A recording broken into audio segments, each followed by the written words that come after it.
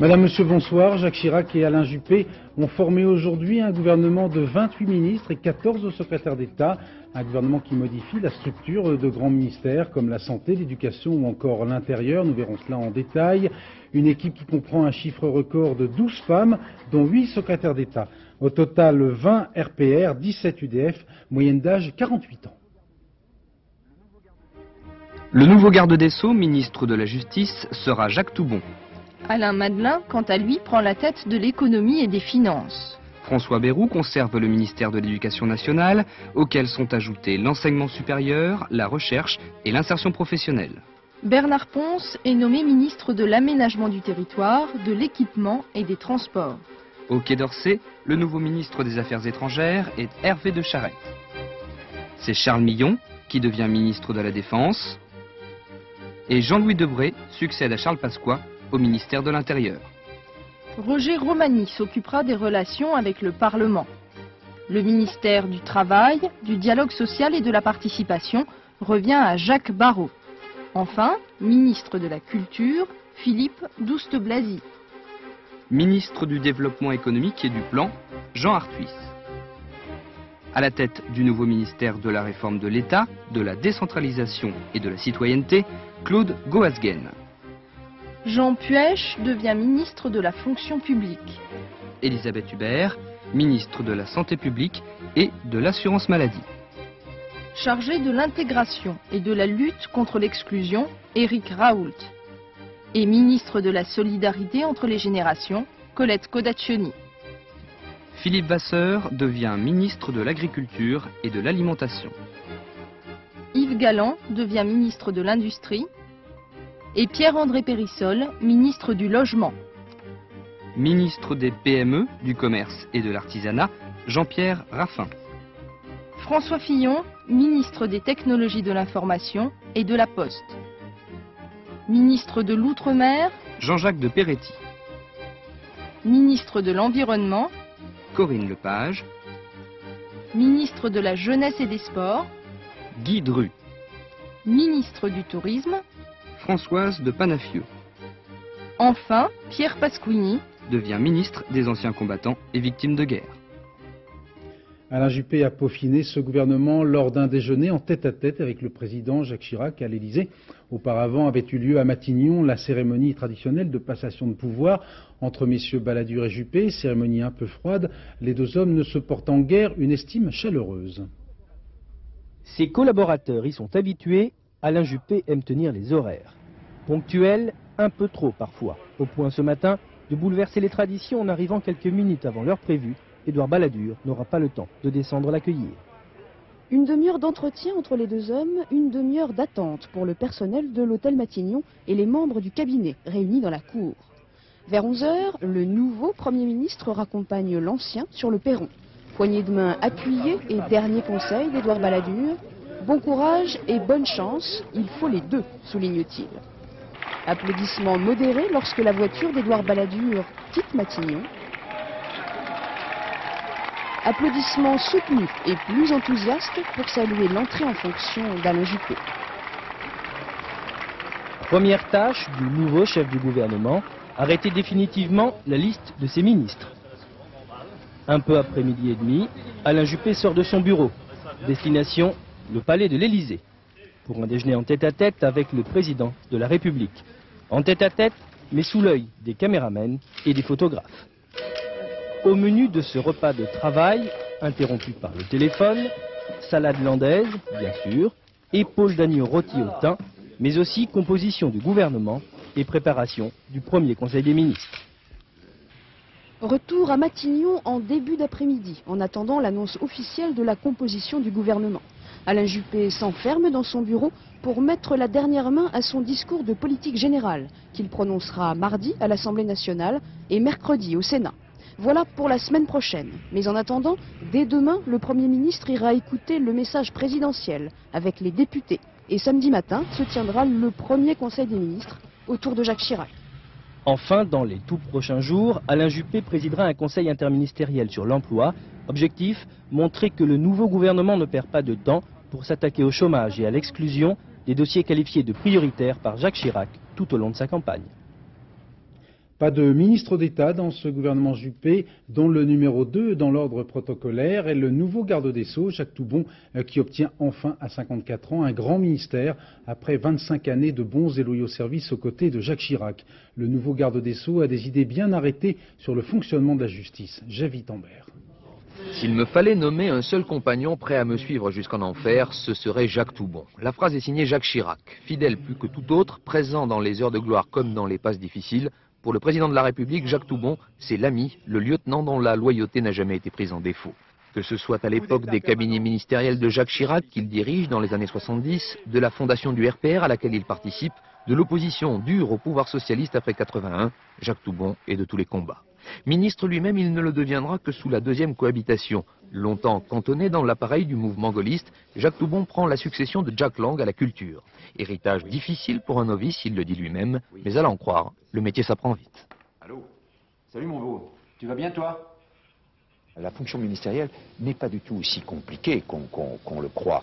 Et donc mon sentiment est que des hommes et des femmes nouveaux, arrivant nouvellement dans la politique, peuvent parfaitement réussir. C'est comme partout le gouvernement. Si vous y croyez, vous pouvez avancer. Si vous êtes sceptique, si vous êtes indolent, si vous ne vous intéressez qu'à vos propres intérêts, il ne se passe pas grand-chose. Et sa fougue, son enthousiasme, Jacques Toubon les met encore une fois au service de Jacques Chirac. Dans le cadre où à côté de ses fonctions, le ministre tente de rapprocher son patron des milieux artistiques et littéraires. Résultat, en mars dernier, celui qui est encore maire de Paris reçoit le soutien de plusieurs dizaines de personnalités. Jacques Toubon, l'homme de confiance, est aujourd'hui récompensé. À 54 ans, il devient l'un des personnages clés du nouveau régime. Mousquetaire de Jacques Chirac, l'UDF Alain Madelin va devoir faire ses preuves à Bercy à la tête d'un ministère stratégique. En tout cas, c'est un atypique, un ultralibéral qui arrive dans cette forteresse de l'orthodoxie. Nathalie Sincré. S'ils regardent tous deux aujourd'hui dans la même direction, c'est qu'Alain Madelin, 49 ans, vice-président du Parti républicain, a choisi Jacques Chirac, quand tout le monde ou presque pensait qu'il allait perdre quand le PR et ses chefs s'engageaient pour Balladur. Mais être seul ne l'a jamais dérangé. Cet ex-membre de l'ex-Bandaléo est un individualiste, une forte tête, question de tempérament peut-être. Chirac représentait pour lui le mouvement. Aujourd'hui, le refus du conformisme, le refus de la déchirure sociale, le refus d'être prisonnier d'un système, ce sont là les refus qu'exprime Jacques Chirac et c'est pourquoi je le soutiens. Atypique Alain Madelin, ministre de l'Industrie du gouvernement Chirac en 86, il s'ennuie en 93 sous Balladur. Il a des idées, plein d'idées, veut de l'action, beaucoup d'action. Édouard Balladur et lui ne parlent pas le même langage. Il deviendra alors un des piliers de la campagne de Jacques Chirac. Militant d'extrême droite dans sa jeunesse, d'origine modeste, avocat de formation, il n'a pas fait l'ENA. Il s'affiche ultralibéral dans les années 80, années 90, il mettra du social dans son libéralisme. Il y a une condition essentielle à la société de liberté, l'ascenseur social. C'est que l'on sache qu'à chaque instant, le mérite et le travail peuvent être récompensés. L'égalité des chances. Un temps protégé par Giscard, il est maintenant un des hommes de Chirac. De petit ministre, il est devenu grand.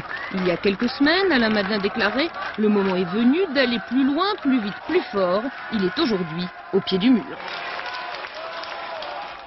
Apparemment, le ministre du Budget, Nicolas Sarkozy, n'avait guère envie de faire de vieux os dans son ministère de Bercy, puisque la passation de pouvoir avec son successeur a eu lieu dès cet après-midi, sous les yeux de Françoise Laborde. L'un part, l'autre reste.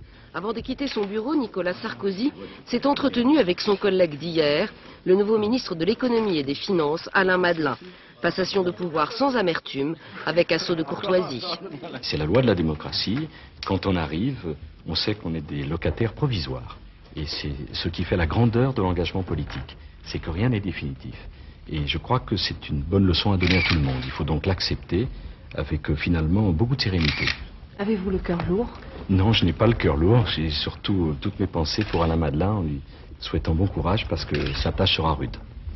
Pour cette rude tâche, Alain Madelin sera épaulé par 2 nouveaux secrétaires d'État. Nous ne serons pas trop de 3. La responsabilité très claire du budget à mon ami François Daubert et un poste de secrétaire d'État aux finances pour mon ami Hervé Guémard. Premier travail pour l'équipe, revoir le budget pour financer les mesures d'urgence du gouvernement.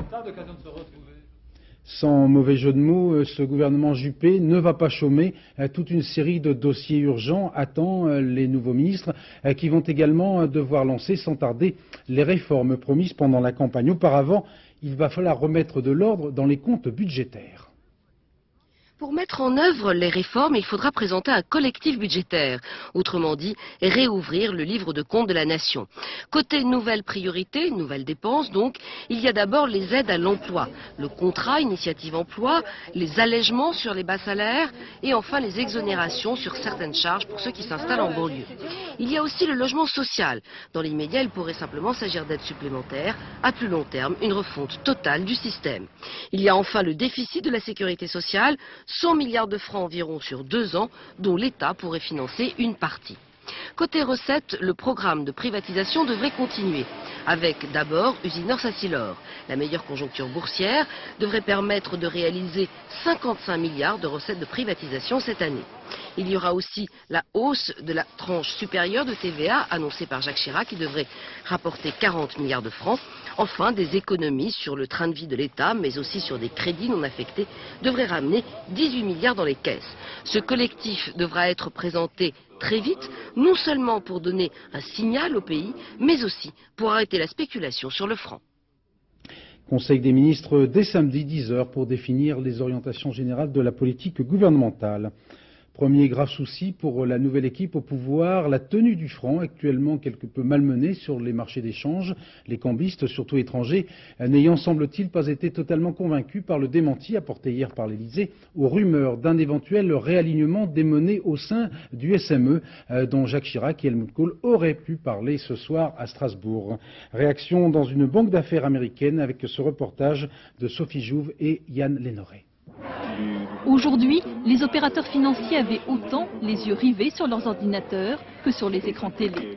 Ils n'ont pas été surpris par la composition du nouveau gouvernement, la bourse de Paris est restée calme, mais comme ils le redoutaient un peu, Alain Madelin, qu'ils jugent trop libéral, s'est vu attribuer un super ministère. Monsieur Alain Madelin, ministre de l'économie et des finances. On va l'observer sous microscope. Et je crois qu'il n'y a pas une véritable méfiance, on veut simplement savoir s'il y a une indication d'une nouvelle politique en matière de franc. Est-ce que le gouvernement abandonne la politique du franc fort ou est-ce que le gouvernement maintient la politique du franc fort? Les opérateurs qui travaillent sur les marchés d'échange étaient un peu plus nerveux. La rumeur d'une dévaluation du franc et d'une refonte du système monétaire européen continuait de peser sur notre monnaie. Car même si les financiers jugent cette hypothèse fantaisiste, ils restent sur le qui-vive, ils attendent les grandes lignes de la politique économique du gouvernement. Peut-on concilier rigueur budgétaire avec politique sociale? C'est la grande question que se posent tous les opérateurs aujourd'hui. Pour ces financiers, l'équation est simple. Sans réduction des déficits, pas de crédit moins cher et donc peu d'espoir de relancer la consommation et les investissements. Jacques Chirac, vous le disiez, est actuellement à Strasbourg où il a invité le chancelier allemand Kohl à une première rencontre informelle. Les deux hommes ont beaucoup de pain sur la planche, préparer le prochain sommet européen de Cannes notamment et surtout coordonner les programmes économiques. Les deux hommes d'État devraient tenir incessamment une conférence de presse avant de dîner ensemble. Nous retrouverons dans quelques minutes nos envoyés spéciaux à Strasbourg.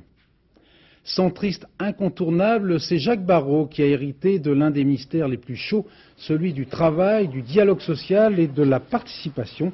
Actuellement président de la commission des finances à l'Assemblée, Jacques Barrot avait été un supporter ardent de la candidature d'Édouard Balladur. Pour épauler Jacques Barrot, une femme a été nommée secrétaire d'État chargée de l'emploi. Anne-Marie Couder, 45 ans, députée du 13e arrondissement de Paris et conseiller de Paris depuis maintenant 12 ans. Portrait Chantal Kimerlin. Avec Madame Anne-Marie Couder. Députée de Paris depuis 1993, Anne-Marie Couder est avocate de profession. Depuis 4 ans, cette jeune femme célibataire, qui a 45 ans, est également adjointe de Jacques Chirac à la mairie de Paris, chargée de la propreté. Elle est aussi responsable des principaux dossiers de protection de l'environnement. Au sein de son parti, le RPR, elle est secrétaire nationale chargée de la politique de la ville.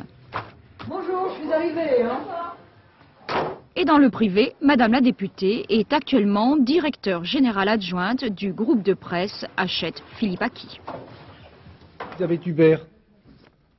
Comme l'a assuré à de multiples reprises Jacques Chirac lors de sa campagne, la lutte contre le chômage sera le dossier numéro 1 pour cette nouvelle équipe gouvernementale. Au cœur du dispositif de lutte contre le chômage, le contrat initiative emploi. Son principe, toute entreprise qui embauchera un chômeur inscrit depuis plus d'1 an à la NPE bénéficiera pendant 2 ans d'une exonération totale des charges sociales. En plus, elle recevra une prime de 2 000 francs par mois. Ça, c'est pour les chômeurs de longue durée. Pour les autres, et surtout pour ceux qui ont peu de qualifications, les patrons qui les embaucheront bénéficieront d'importants allègements de charges sociales. Ces mesures, tout au long de la campagne, Jacques Chirac en a fait le symbole de sa politique pour l'emploi, le signe du changement. Mais pour certains, elles ont un air de déjà-vu. Ce sont ça des solutions qui ont déjà été essayées par le précédent gouvernement et qui n'ont quand même pas produit les effets attendus de manière significative. Donc ça, on est déjà sûr que ce sera insuffisant. Il va donc falloir faire plus si vraiment ce gouvernement veut montrer qu'il est meilleur que les autres sur l'emploi. J'ai peur qu'il y ait une réaction chez les employeurs qui soit une réaction d'aubaine. On va profiter, on va embaucher des gens moins chers. Et puis demain, qu'est-ce qu'on va faire? On va licencier ceux qui coûtent cher. Il va donc falloir que l'on puisse contrôler que les embauches soient bien des embauches complémentaires et qu'elles ne se substituent pas à ceux qui sont en place. Certes, la politique pour l'emploi de Jacques Chirac ne se résume pas à ces deux mesures. Mais en faisant les deux axes de sa stratégie, il sait qu'il sera jugé sur leur échec ou leur succès. La défense et la diplomatie échouent à deux personnalités de l'UDF. Charles Millon succède à François Léotard au ministère de la Défense et c'est Hervé de Charette qui succède à Alain Juppé au Quai d'Orsay. Hervé de Charette qui avait rallié les très giscardiens club Perspective et Réalité à la candidature Chirac bien avant le premier tour. Hervé de Charette, bonsoir. Vous êtes avec nous ce soir et vous allez répondre aux questions de Jean-Michel Carpentier. Oui, monsieur le ministre des Affaires étrangères, est-ce que vous avez le sentiment ce soir d'appartenir à un gouvernement équilibré ? Oui, ça je crois que de ce point de vue-là, l'équilibre entre le RPR et l'UDF, c'est ça que vous vouliez dire sans doute, cet équilibre est quasi parfait. Donc on peut en être d'un côté et de l'autre d'ailleurs, tout à fait satisfait. Oui, enfin on peut faire comme ça, on peut regarder aussi le poids des ministères, les personnalités, les poids des ministères. Je crois qu'on peut dire franchement que c'est équilibré et de toute façon ça ne se mesure pas comme ça au milligramme près, ça se mesure en équilibre des personnes, des compétences, etc. Donc je crois qu'on peut être tout à fait satisfait. Mais ce que je voudrais dire, c'est que je crois qu'il y a deux caractéristiques de ce gouvernement, si je me mets moi à part, parce que je ne veux pas faire des compliments qui me concernent moi, je crois que c'est un gouvernement qui est fait de gens compétents, qui ont été choisis en fonction de cela, autour d'un Premier ministre, Alain Juppé, qui est un homme à la fois énergique, chacun le connaît, volontaire, et en même temps, ça je peux en témoigner parce que je l'ai pratiqué pendant ces 2 dernières années, quelqu'un avec qui on peut parler, avec qui le dialogue est facile, et qui sera par conséquent un très bon chef d'équipe. Et puis deuxièmement, c'est un gouvernement qui est profondément renouvelé. Pour avoir une politique nouvelle, il vaut mieux prendre en effet des hommes qui sont prêts à jouer à fond le jeu de ce renouvellement et de ce changement. Je crois qu'on peut le dire nettement dans l'équipe que vous avez commentée à l'instant, avec ce trait particulier qui est tout à fait remarquable qu'il y a 12 femmes dans ce gouvernement, qui est vraiment quelque chose qui est bien, parce que ce décalage qu'il y a entre la société politique et la société française est quelque chose de tout à fait incompréhensible et inadmissible. Gouvernement de ministres compétents, c'est toujours ce qu'on dit au début, ça on en jugera à l'usage. En quoi ce gouvernement va-t-il marquer une rupture avec le gouvernement précédent d'Édouard Balladur? Rupture n'est pas le mot. Nous avons dit depuis le début, mais on va pas refaire la campagne électorale ce soir, qu'il nous semblait nécessaire d'avoir dans le domaine de l'emploi un changement fort, un changement paisible bien sûr, mais un changement fort. Quels vont être les premiers signes, par exemple, qui permettent de traiter le problème de l'emploi? Ça concerne les initiatives propres en matière d'emploi, cela concerne naturellement, ça va concerner l'ensemble de la politique du gouvernement, parce que l'idée de base, qu'a d'ailleurs très bien exprimé Jacques Chirac, le nouveau président de la République dans sa dernière allocution, c'était « il faut que tout ce que nous décidons soit précédé de la question « est-ce que c'est utile pour l'emploi? Est-ce que ça sert l'emploi ou non ?» Et donc l'ensemble de l'action des ministres, je dirais de tous les ministres, quels qu'ils soient, et de tous les membres du gouvernement, ce sera convergé pour avoir une action forte sur l'emploi. Alors, 12 femmes, c'est... Alors, attendez un peu pour le mesure, parce qu'au fond, vous voudriez que je vous donne le détail des dispositions. On va attendre un peu que le discours de politique générale du Premier ministre, le gouvernement, les ministres, chacun se mette au travail. 12 femmes dans un gouvernement, ça ne s'était jamais vu. Pourtant, il semblerait qu'il y ait eu pas mal de difficultés pour les trouver ces derniers jours. Vous trouvez cela surprenant? Non, enfin, vous dites difficultés, je ne suis pas si sûr que ça. Simplement, je crois que c'est bien que l'on ait fait entrer dans la vie gouvernementale, c'est-à-dire au niveau des vraies responsabilités, dans l'action l'action. Des femmes que, bon, jusqu'à présent, peut-être on connaissait peu, on connaissait moins, certaines sont connues. Elisabeth Hubert, parle d'elle parce qu'elle est dans ma région, les Pays de la Loire, mais elle est très connue, et d'autres le sont. Mais qu'il y a aussi d'autres femmes qui sont moins connues, mais dont vous allez découvrir, et dont je crois les Français vont découvrir la qualité et les compétences. Il y en a quand même 8 qui sont secrétaires d'État. Hein.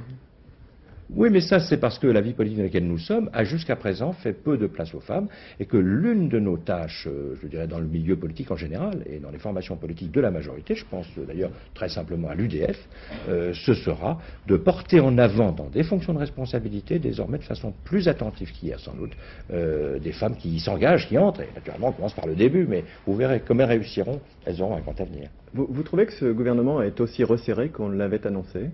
Je crois que personne n'avait vraiment assuré un gouvernement resserré. Puis, vous savez, il ne faut pas vivre avec des idées toutes faites. Un bon gouvernement, ça n'est pas nécessairement un gouvernement dans lequel il y a des ministères gigantesques. C'est un gouvernement dans lequel il y a sur chacun des postes importants des responsables qui sont bien choisis en fonction de la compétence que ça requiert. Alors vous le verrez à l'œuvre, 26 ministres, 2 ministres délégués, 14 secrétaires d'État, ça fait une équipe, un bon pack pour la France qui va gagner. Vous succédez au Premier ministre, ce n'est pas facile parce qu'il aura toujours une sorte d'ombre qui planera au Quai d'Orsay au moins pendant un petit moment. Est-ce que vous ne ressens pas du tout comme ça. Est-ce que vous êtes donné des objectifs précis personnellement? Non, je ne ressens pas du tout comme ça. Je suis plutôt fier de succéder à Alain Juppé qui a été de la vie très générale un très bon ministre des Affaires étrangères. Et j'ajouterai encore que, vous savez, le fait que le Premier ministre connaissent bien les problèmes internationaux et s'y intéressent, c'est pour le ministre des Affaires étrangères, me semble-t-il, plutôt un plus qu'un moins. Et donc il n'y a là que des avantages dont je me réjouis beaucoup. Par contre, je vais vous le dire, je suis un peu intimidé de succéder à Alain Juppé, dont la qualité dans les fonctions a été très reconnue. Vous avez un ou deux objectifs précis que vous vous êtes fixés personnellement? Oui, vous savez bien que au fond, il y a pour les années qui viennent, en France, pour la France, pour notre pays, il y a deux grandes affaires. D'abord, vaincre le chômage, relancer l'emploi, nous en avons parlé. Et puis le deuxième, c'est relancer l'Europe, parce que chacun voit bien que pour le succès de la France, pour son poids et son rayonnement dans le monde, il faut que nous jouions un rôle déterminant dans la construction européenne qui est en cours. Or, autant nous avons connu dans le passé des cheminements clairs, autant aujourd'hui on voit bien que l'Europe est en pleine transformation à cause de l'élargissement de l'Union européenne à des pays qui viennent s'y adjoindre en Europe centrale, en Europe orientale, et que ça change la donne. Donc dans une nouvelle Europe, il faut une nouvelle politique, et c'est celle qu'avec le président de la République et le Premier ministre, nous allons essayer de conduire, pour ce qui me concerne, avec une très grande passion. Merci Hervé de Charette. Dans un instant, nous reviendrons sur la rencontre actuellement à Strasbourg entre le président Chirac et le chancelier Kohl. Vous venez d'en parler, ce gouvernement Juppé comprend le chiffre record de 12 femmes contre 3 dans l'équipe sortante d'Édouard Balladur et 7 au maximum dans les gouvernements de gauche. Marie-Pierre Farkas. Colette Codaccioni, c'est une sage-femme qui élève 5 enfants et trouve encore le temps de se faire élire députée. Depuis 10 ans, elle milite pour la famille, la condition des femmes et le respect des anciens. Elle vient de gagner ce soir le ministère qu'elle espérait déjà du gouvernement Balladur, celui de la solidarité. Françoise de Panafieux a le devoir d'État dans le sang. Son père François Missoff fut ministre du Général, sa maman Hélène, secrétaire d'État de Giscard. Françoise aurait dû hériter de la culture, sa spécialité depuis 83 à l'hôtel de ville. Mais surprise, elle obtient le tourisme. Ce n'est pas grave, son mari et ses 4 enfants sont ce soir très fiers d'elle. Colette Codaccioni. Pardon, alors là vous trouvez Françoise Ostalier. Elle est prof de maths, elle fut prof de maths à Armentières pendant 18 ans. Elle rejoint ce soir l'éducation nationale, mais cette fois c'est aux commandes de l'enseignement scolaire. Un vaste programme qui devrait aboutir dans quelques mois sur un référendum. On dit d'elle que c'est une bûcheuse. Alors qu'Elisabeth Dufourc est timide, comme tous les chercheurs. Ingénieure à l'INSERM, épouse du secrétaire général du Quai d'Orsay, elle dit avoir de grandes ambitions pour la recherche. Elle a travaillé beaucoup sur le sida. Margie Sudre sera le soleil du gouvernement d'Alain Juppé. Cette Eurasienne de 52 ans a été une contestataire de l'île de la Réunion, mais finalement reconnue que Jacques Chirac était dynamique. Il lui offre ce soir la francophonie. Christine Chauvet s'est battue pour les femmes, chef d'entreprise. Dès 18h ce soir, elle entrait conquérante dans son bureau de secrétaire d'État au commerce extérieur. Françoise de Vérinas a été élue dans une banlieue de Toulouse. Elle sera dès demain chargée de tous les quartiers de France en difficulté, une charge qu'elle pense mener en mère de famille et militante catholique. Nicole Hamelin arrivera dès demain de Deauville. Cette fois, ce sera pour s'occuper de décentralisation. Et Corinne Lepage, une ancienne de Génération Écologie, quittera Cabourg pour le ministère de l'Environnement. Et parmi les 4 femmes ministres, Elisabeth Hubert, 38 ans, conseiller de Jacques Chirac pour la santé et qui hérite donc tout à fait naturellement du ministère de la Santé publique et de l'assurance maladie. Un portrait signé Frédéric Rota. Mademoiselle Hubert, nous ne ferons jamais rien de bien avec vous, vous finirez femme de ménage. Le professeur qui avait intelligemment montré du doigt la toute jeune Elisabeth, élève douée mais agitée, devrait aujourd'hui en toute logique se mordre les doigts. À 24 ans, cette Nantaise obtient son diplôme de médecin. À 29 ans, elle est élue députée de Loire-Atlantique, benjamine de l'Assemblée. C'est en mai 81, au lendemain de la victoire de François Mitterrand à l'élection présidentielle, qu'Elisabeth Hubert choisit son camp, celui de la résistance. Comme elle le dit elle-même, elle a choisi le RPR par instinct. Elle le reconnaît aujourd'hui, elle n'avait à l'époque aucune culture politique. Elle voyait déjà les chars russes sur les Champs-Élysées. Elle va apprendre à se battre et grimper les échelons pour s'imposer aujourd'hui comme la spécialiste des problèmes de santé et de sécurité sociale. Notre objectif n'est pas, comme c'est le cas pour les socialistes et comme ils l'ont fait entre 88 et 93, de dépenser moins, mais nous le répétons, de dépenser mieux, de faire en sorte que l'argent qui sert à financer la protection sociale soit correctement utilisé en direction de l'ensemble des Français et sans que ne s'installe une médecine à 2 vitesses. Vive, énergique, souriante, célibataire, à 38 ans, Elisabeth Hubert ne manque pas d'ambition. Elle est si attachée à sa ville de Nantes qu'elle voudrait en devenir le premier magistrat et ainsi ravir la place à Jean-Marc Ayrault, l'actuel maire socialiste. Parmi les très rares ministres qui ne changent pas de fauteuil, François Bayrou, qui garde donc l'éducation nationale, ce Béarnais de 44 ans, a été l'un des grands turiféraires du baladurisme et comme pénitence apparemment, il lui sera sans doute demandé d'organiser le fameux référendum sur l'éducation promis par Jacques Chirac lors de sa campagne et dont François Bayrou avait vigoureusement rejeté l'idée avant le premier tour. Chantal Kinerlin.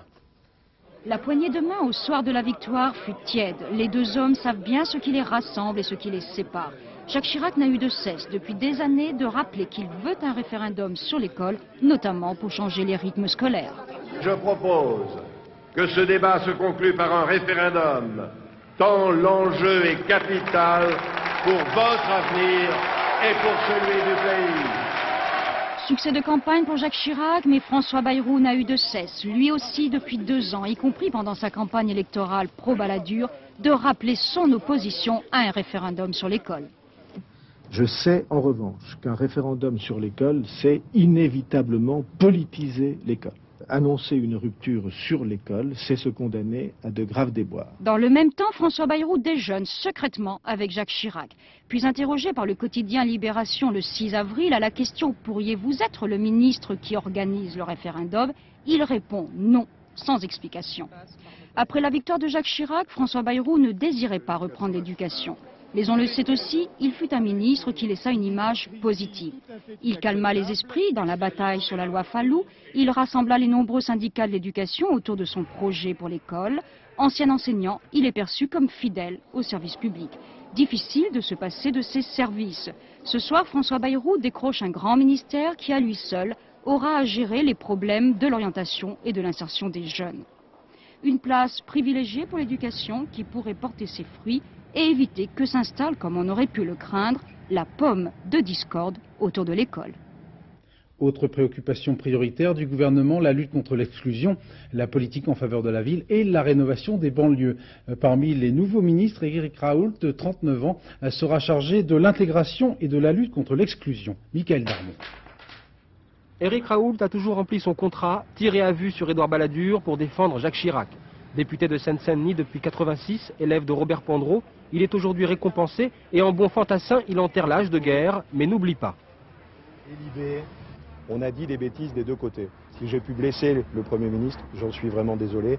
Rappelons-nous aussi qu'on avait dit tout de même un certain nombre de méchancetés sur Jacques Chirac qu'il a su oublier. Grognard du chiracisme, il observe de près les problèmes des cités difficiles. Les Bosquets, Montfermeil font partie de sa circonscription. Sur ce terrain, il s'adapte à l'ère du temps pour faire passer les idées de Jacques Chirac. Ça serait bien. Mais il n'y a pas d'a priori défavorable, faut attendre ce qu'il va faire. Ouais, faudrait peut-être attendre ce qu'il va faire, mais bon, bah, on a 7 ans. Hein. Enfin, donc, Putain, 7 ans. Exactement. Maire adjoint du Raincy, candidat au municipal, à 39 ans, Éric Raoult obtient le portefeuille de la lutte contre l'exclusion, un dossier pour le moins sensible. Le franc-tireur doit maintenant devenir un stratège. L'un des rares, sinon le seul non politique à entrer dans cette équipe gouvernementale, Xavier Emmanuelli, fondateur entre autres de Médecins sans frontières ou encore du SAMU social à Paris. Xavier Emmanuelli qui occupera le poste de secrétaire d'État à l'action humanitaire d'urgence. Éric Lemasson. Sont nommés secrétaire d'État Monsieur Xavier Emmanuelli, secrétaire d'État à l'action humanitaire d'urgence. Sa nomination officielle, le nouveau secrétaire d'État l'a apprise ici, dans ce petit bureau du SAMU social de Paris qu'il a créé voilà 6 mois. Un centre médical d'urgence pour les exclus de toutes sortes. Ça s'appelle à vous, c'était surprenant ou vous y attendiez? Non, mais comment on peut s'attendre à ça? Non, je suis content. L'urgence, c'est la spécialité du docteur Emmanuelli. Et c'est même un sacerdoce au sein de Médecins sans frontières pendant 20 ans, puis à Nanterre où il a créé un centre d'hébergement pour les sans-abri.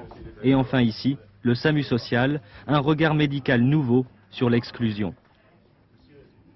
L'urgence, c'est la seule possibilité profane pour faire rentrer les gens dans l'institution, pour aller les chercher. Et je pense que le champ de l'humanitaire, c'est ça. C'est d'avoir cette liberté d'établir des systèmes pour aller au-devant des gens qui sont hors du regard de l'institution, aussi bien en France qu'à l'étranger. Même s'il n'aime pas cette formule, Xavier Emmanuelli, c'est un peu l'anti-Kouchner. Co-fondateur comme lui de MSF il y a 20 ans, le nouveau secrétaire d'État à l'action humanitaire d'urgence est un homme discret qui se méfie des médias et de la politique.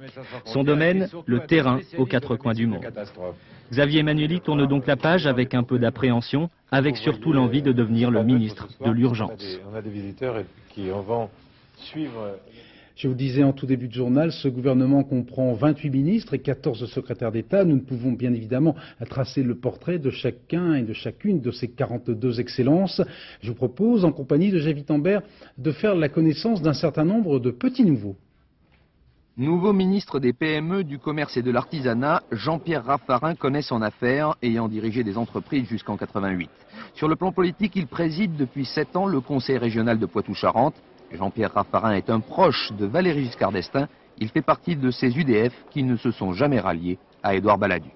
Un point commun avec Philippe Vasseur, nommé aujourd'hui ministre de l'Agriculture et de l'Alimentation. C'est une nouveauté. Cet ancien journaliste de TF1, du Figaro notamment, est réputé pour son franc-parler. C'est l'une des fortes têtes de l'Assemblée nationale.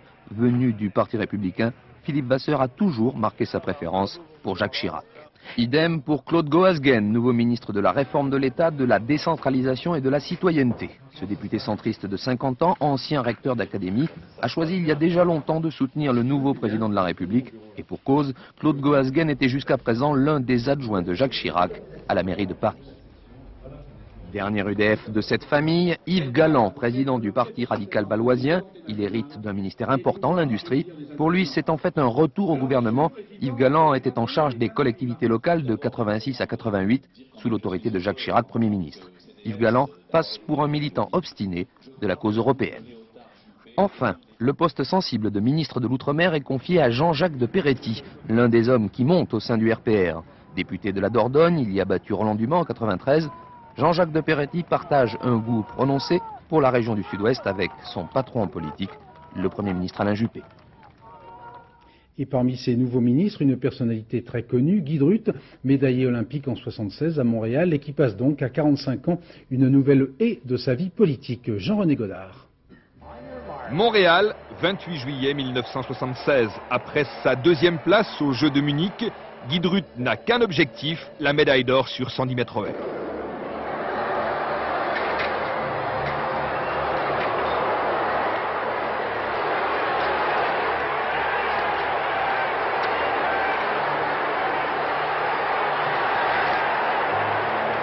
Guy Drut ou Casañas le cubain, pendant quelques secondes c'est l'attente, le regard fixé sur le tableau électronique. L'histoire dit qu'au même moment à Paris, dans son bureau de l'hôtel de Matignon, M. Jacques Chirac, alors Premier ministre, fixe son écran de télévision. Dans les minutes suivantes, il téléphone à Guy Drut et lui adresse un télégramme. À partir de ce jour, Guy Drut ne quittera plus l'entourage de M. Chirac. D'abord comme adjoint au sport à la mairie de Paris.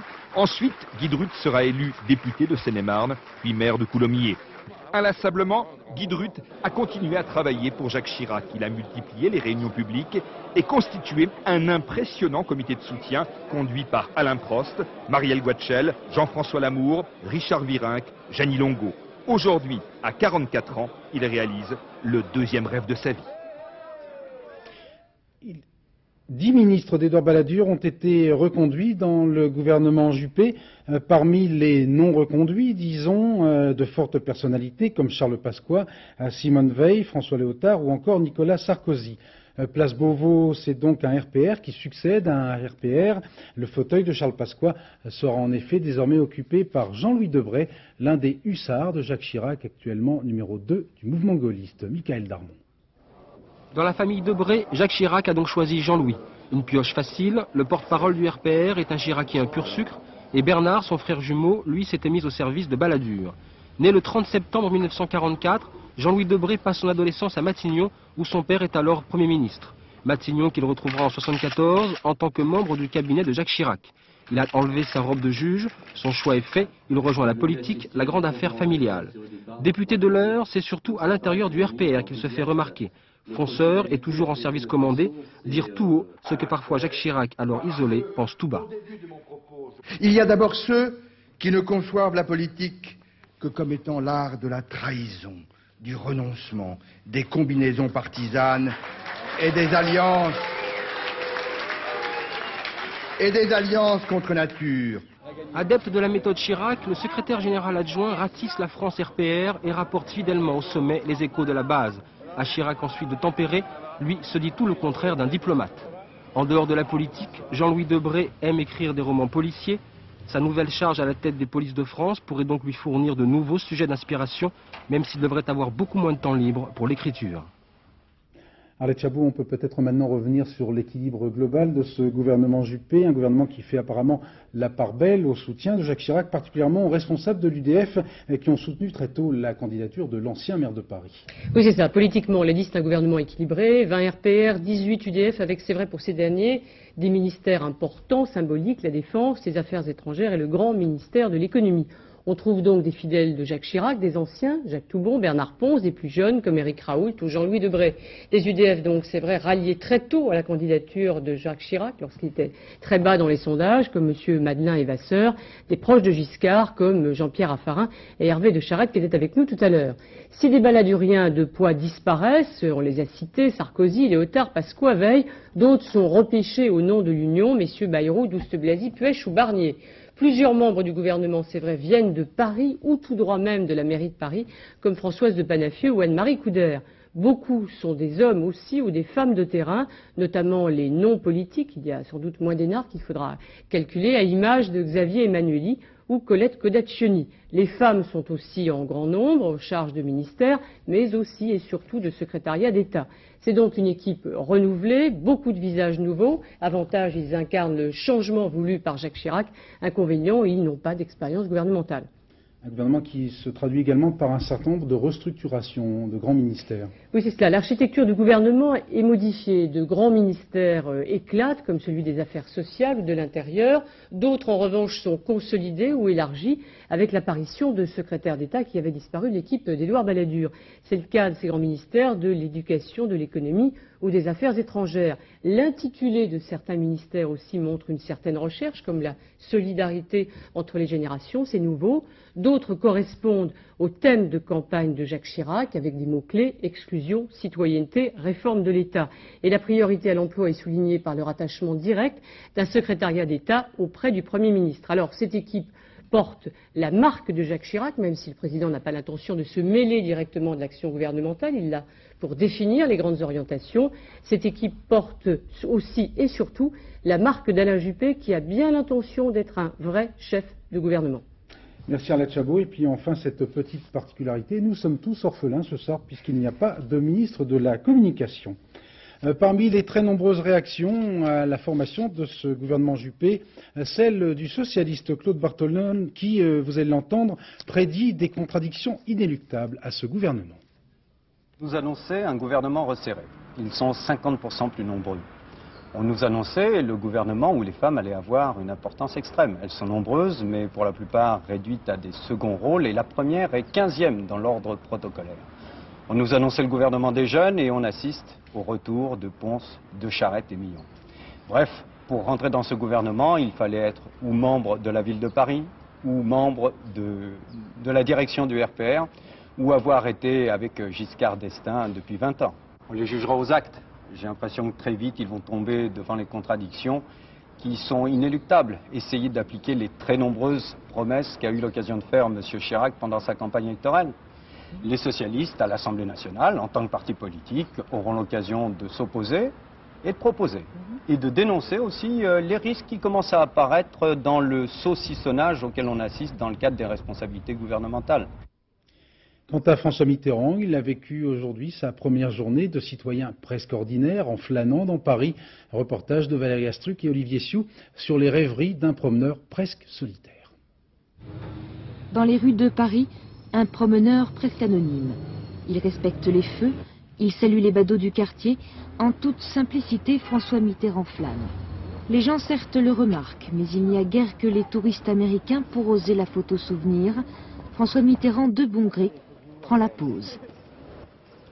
Il était juste là et c'était facile. Je pense qu'avec Bill Clinton, ce serait un peu plus difficile. Oui, mais précisément, François Mitterrand n'est plus président de la République, il est redevenu un simple citoyen, ou presque. Car sur son passage, il y a toujours un badaud pour lui glisser quelques mots affectueux. Vous allez pouvoir vous reposer maintenant.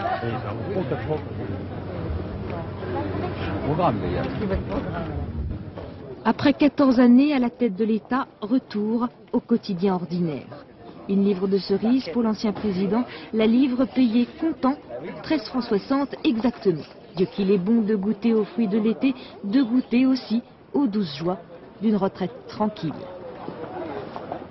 Voilà, fin de ce long chapitre politique. Dans quelques minutes, nous irons à Strasbourg. Vous savez, Jacques Chirac recevait le chancelier Helmut Kohl pour parler des dossiers européens. Nous retrouvons dans un instant nos envoyés spéciaux. La conférence de presse n'est pas terminée. Auparavant, je vous propose de faire un petit détour par Cannes avec ce paradoxe.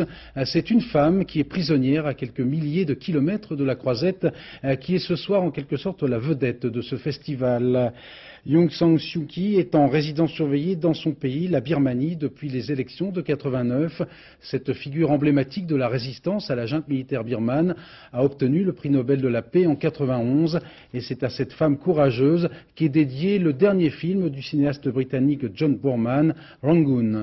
Avant de retrouver la principale interprète Patricia Arquette en direct de Cannes, un extrait de ce film qui raconte l'odyssée d'une américaine médecin en voyage de tourisme en Birmanie et qui va découvrir l'envers du décor, une dictature militaire sanglante. Nicole Cornu-Langlois.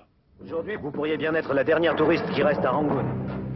Et Laura Boorman, jeune médecin américain qui vient de perdre son mari et son fils, va se retrouver au cœur d'un pays déchiré par la guerre civile. Sa rencontre avec Aung San Suu Kyi, fille du héros de l'indépendance Aung San, va bouleverser sa vie. Ces documents montrent ce vrai personnage considéré comme le chef de la National League for Democracy, prix Nobel de la paix en 1991, encore prisonnière de la junte militaire.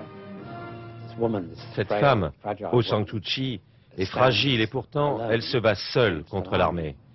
Et l'armée a peur d'elle. Le monde est-il au courant de ce qui se passe ici? Non, pas vraiment. Le monde a oublié, pris par d'autres tragédies. Et ce film a le mérite de nous le rappeler à travers une fiction très romanesque.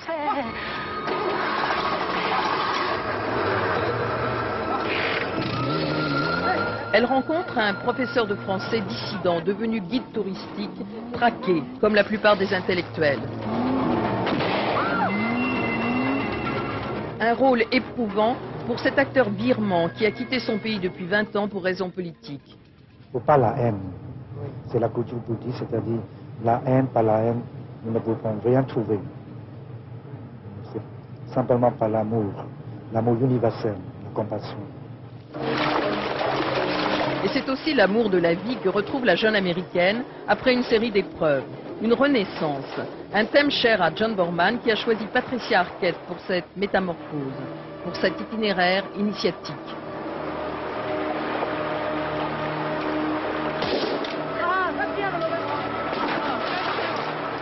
Elle a de merveilleuses qualités pour une actrice.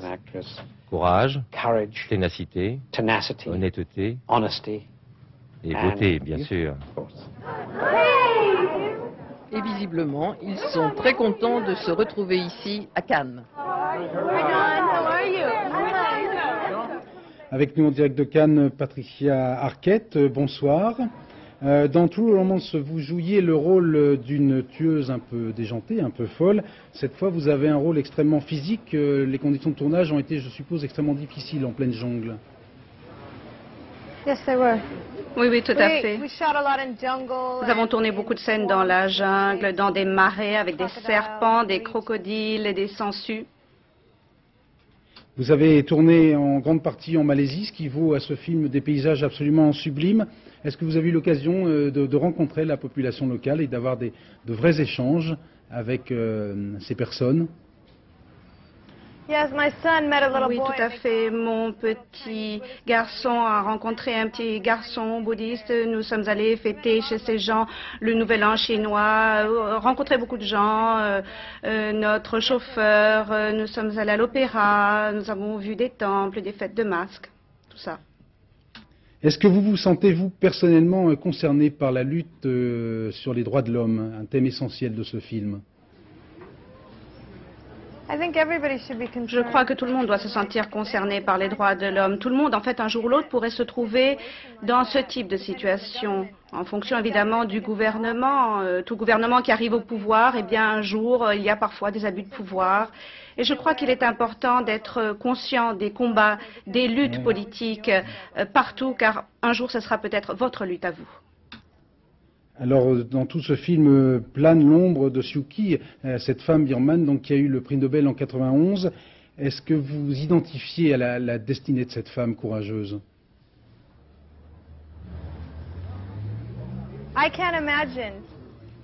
Moi, je ne peux pas m'imaginer d'être aussi forte, aussi courageuse qu'elle. Je crois qu'il y a très peu de gens comme elle qui ont ce courage. À l'heure actuelle, elle est assignée à résidence. Au jour d'aujourd'hui, elle est séparée de sa famille. Elle a décidé de lutter pour son peuple, pour son pays, pour sa foi.